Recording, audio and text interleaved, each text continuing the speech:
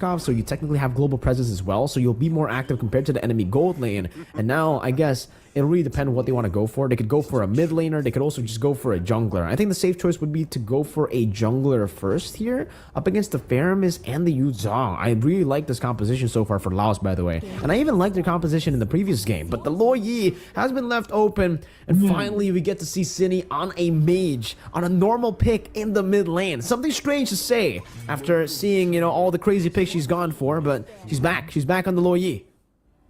Who would have thought, man? That's crazy, bro. But now with the Terizla, I mean, earlier there was a Yuzong, but the matchup was that's set up by Indonesia was the CC, right? To try and match that aggression. Now it's going to be Terizla, so in a way, at least on paper, this Yuzong will have a bit more prio in the early game, more aggression to maybe try and go for those early kills. So we'll have to see. With that being said, I'm thinking the Roman reps is someone a bit tankier to maybe try and capitalize on the strong early game and maybe go for some dives. A Yuzong and a Roger can serve very well for those big dive situations. But Indonesia is the one banning away the Minotaur and the Grok, so they are denying all these combo picks that can be maybe used to force them into a fight where when Laos do have this Netherrealm at their disposal. But if they clump up too much, penalty zone, Moscow with the splash damage on the basic attack, and the Lo Yi with all the AoE, the passive as well. If you're going for team fights, I feel like Laos will be forced to try and go for some more tools here to just guarantee the fight goes their way.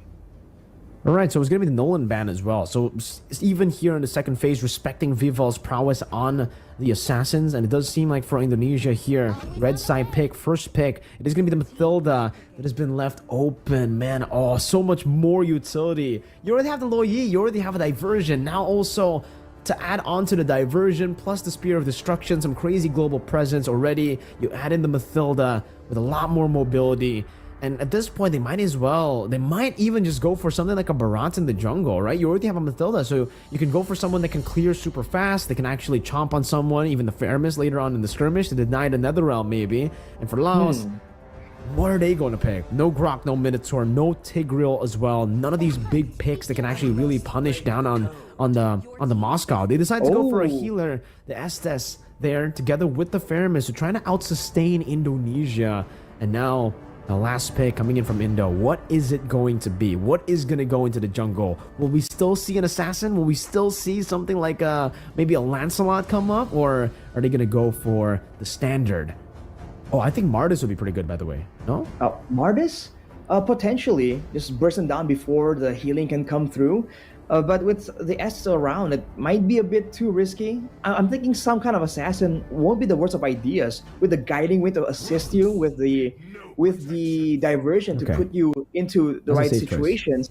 Well, they go for the Baksha for the healing, sustain reduction. There is an Estes and a Faramis, and the Yuzong and Ruby, technically everyone requiring that regeneration. But for the side of Laos, this is very early game heavy here. They want to go with fighters. They want to just barrel through towards Indonesia, and they want to make sure that they win out when they fight together. And now without an assassin, Indonesia might be forced to take a more straightforward approach here. Before, they can just go for split pushes, go for multiple things at the same time and pull them apart. But now, I guess technically, they have the same option with the Moscow. So we have to see. Indonesia can oblige them for a proper fight if they feel like they have the winning conditions, or we're going to see, yet again, some macro play here to deny this very solid teamfight composition coming in from Laos.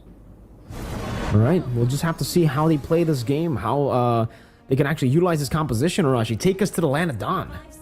All right, ladies and gentlemen, welcome to the Land of Dawn for game number 2. Potentially the final game of today if Indonesia gets a clean sweep. But Laos has brought out the artillery, the sustain machine, all the supplies to try and take down the dominant robots. We'll have to see if they can do so, but let's take a look immediately at the jungle here. The clear speed has always been a very important factor, especially talking about the early game. And this Baksha already is getting a bit more faster clear speed, being assisted as well.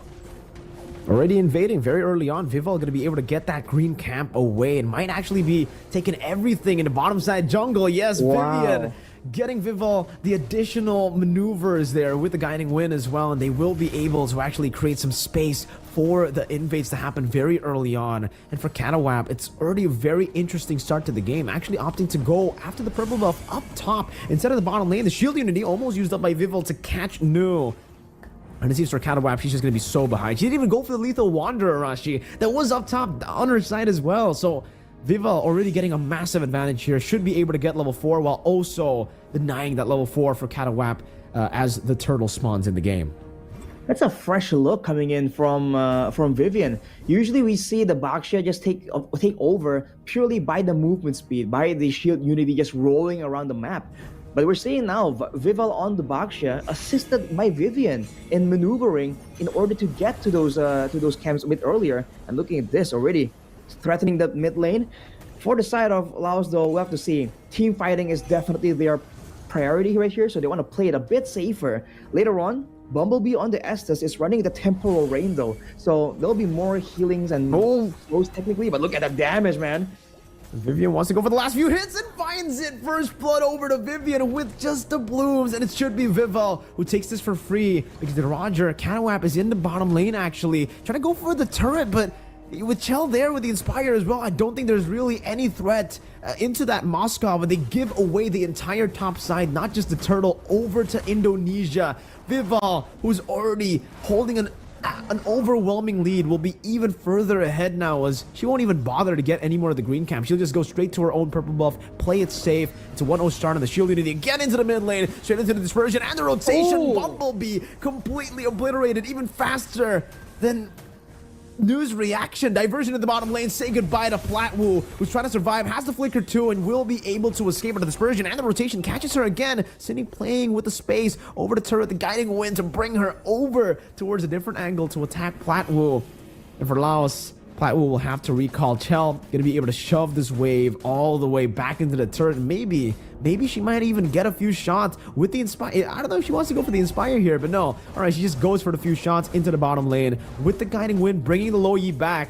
I don't know if Platwu can even rotate back into this turret. There's Vival as well. The shield needing to lock her down into the dispersion. My goodness. She just recalled, she just got back into the lane, and now she's back in the base again. Indonesia, absolutely ruthless again. 3-0 start. And they just are so active around the map. Every single time you lead them to their own devices, they're always up to something, always scheming for the next interaction. Look at this, diversion again. And now it's going to be on to Bumblebee, who's already died 2 times, making 3 now on the board. Again, another round coming in a bit too late as the Tortoise Poisons is going to be used up. And now Cindy will be able to get the Furious Die, but no Petrify to combo it together. Vivian gets out, and take a look at Chell as the penalty zone to lock them down. And now all the damage placed onto him. Fumieko swinging the hammer, picking up a double kill as Chell just keeps on munching on that turret goal in the mid lane. Platwu cannot even threaten her back, cannot even deny those few hits onto the turret. And to make it even worse, to put salt in the wound, they're already giving Cindy a purple buff in the 4th minute of the game, Arashi. They have full control over the jungle too, man. The diversions, we've talked about how right now the diversions are just not as impressive as they used to be because teams are used to it. Teams know to control the map and deny any opportunity for the diversion plays. But against Indonesia right now, wow. Once again, Nu, without any mobility, just gets caught out, gets deleted, and they're still going for it. I don't think there's much they can do right now. Catawap, you're 2 levels down. I don't think you can even threaten Vival at this point of the game. She still has the Poissons too, so even if they do, Vival will be very, very tanky. I don't think you can actually take her down at all. So Indonesia now playing again with the diversion, now going towards the top side of the map. Will be able to catch Catawap in her rotation up top. Vival's just gonna go for the dive straight in. Cindy able to go for the Furious Dive, but look at the damage coming down. Vival, can she survive? The answer is gonna be no, but they still get Catawap without even throwing a shutdown in. It's another free turret over to Chell, and they should be looking to siege down the turret in tier 2 up top, man. Cindy already zoning Bumblebee. She's already died 3 times. If she walks back up, it's gonna be the 4th time. Nu as well, zoned away. They can't even go and defend their own turrets in the 5th minute of the game. Indonesia are taking complete control of the enemy jungle. Just zoning away using a single low Yi. Usually there's gonna be some backup involved, but that was just Cindy walking up and saying, walk up at your own risk, and they're going for it again. Spear of Misery to pin him down onto the wall. The guiding wind to knock her up right into the spears of Chell. 10-1. Let's take a look at the items. Diversion again, though. Where is it going to go? Into the bottom lane. Maybe a possible dive attempt now, as that's going to be Vivo, who's looking for a play as well. Catawap completely sandwiched. Vivian just between the turrets, taking a like in pounds, and now guiding winning away. Oh, Indonesia. Again, just utilizing the diversion. That's a dispersion, rotation, penalty zone, everything to force out the nether realm in the bottom lane. Chell gets taken out as good like in pounds, and it's going to force Vivian to actually utilize the flicker, and Platwu is actually really low. Catawap trying to go for the kill, but the circling eagle will just bait her in. So Vival's damage, can she actually escape? The answer is going to be yeah. She actually will be able to walk out of that engage coming in from Vival, but Vival will just use the space to go onto that orange buff. Might as well also just go for the retribution, but it actually baits Catawap's retri so that Vival can go for the turtle for free. No retri contest. Laos will have to concede. But off that sequence though, beginning with Shell losing in the aggressive play using the Inspire, that's going to be Laos picking up a turret on the top side as well. So all things considered, still pretty good, pretty okay, but Platwu gets jumped on. They really tried to go for that, and now they're going to be caught, all of them, in the nether realm that's been placed down. Nu still able to escape with the Shadow Stampede. Fumi Echo with no penalty zone, but with a few strings on the hammer. Vivian with the glue. Gonna be caught in that bush. Now ran down by Vival. Fumi Echo gets the kill.